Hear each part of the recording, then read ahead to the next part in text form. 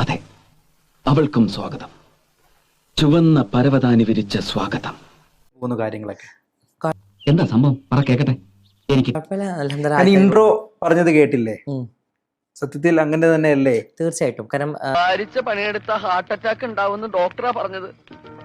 ഊമയായിട്ട് അഭിനയിച്ച സെന്റിമെന്റ്സ് കിട്ടുമെന്നും ഭാരിച്ച പണിയൊന്നും എടുക്കേണ്ടി വരില്ല എന്ന് അമ്മാവനും പറഞ്ഞു.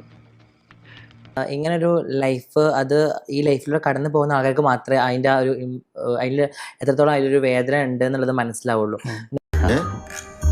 നീ കൂടുതൽ വിശദീകരിച്ച് നാറാൻ നിൽക്കണ്ട.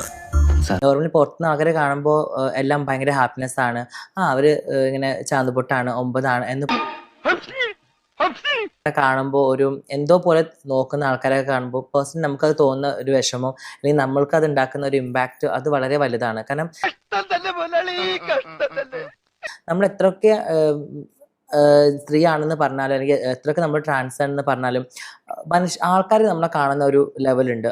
എന്തൊക്കെ ആയാലും അവര് ആണ്, പെണ്ണായതാണ്, അല്ലെങ്കിൽ അവരിങ്ങനെ അഭിനയിച്ച് നടക്കുന്നവരാണെന്നുള്ളത് പൊതുവെ ഒരു ധാരണ കുറെ ആൾക്കാരിലുണ്ട്.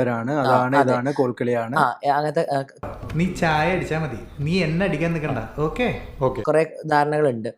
പക്ഷെ അതൊക്കെ മാറേണ്ട ഒരു സമയം അതിക്രമിച്ചു എന്ന് തന്നെയാണ് പറയേണ്ടത്. കാരണം ഇപ്പൊ അത് കയ്യിലിരിപ്പിന്റെ അതെ, കയ്യിലിരിപ്പിന്റെ നമ്മൾ ജീവിക്കുന്ന ഒരു ഇത് വെച്ച് നോക്കുകയാണെന്നുണ്ടെങ്കിൽ ഇതൊക്കെ മാറി എല്ലാവരെയും സഹജീവികളായിട്ട്, അല്ലെങ്കിൽ എല്ലാ ജെൻഡറിനെയും അംഗീകരിക്കാനുള്ള ഒരു മനസ്സ് കാണിക്കണം എന്നുള്ളതാണ് പറയാനുള്ളത്.